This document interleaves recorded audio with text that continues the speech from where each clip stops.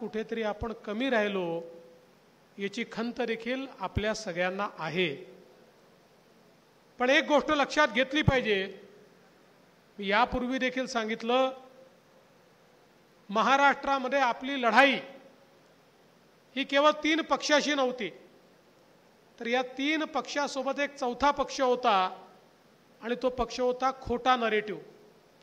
खोटं बोल पण रेटून बोल, रोज खोटं बोलायचं, रोज खोटं सांगायचं आणि रोज खोटं बोललं की थोडं थोडं लोकांना ते खरं वाटायला लागतं। आणि इतके निर्लज्ज लोक आहे, सकाळ दुपार संध्याकाळ इतके खोटे बोलले, आजही बोलतायत। मला तर असं वाटतं की यांना सकाळचा नाश्ताही खोटं बोलल्याशिवाय जात नाही, रात्रीचं जेवणही खोटं बोलल्याशिवाय राहत नाही। अशा प्रकारच्या खोट्या लोकांशी आपला सामना झाला।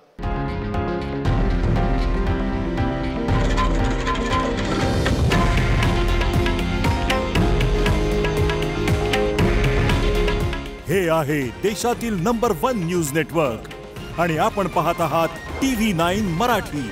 काळजी तुमची, हित महाराष्ट्राचं।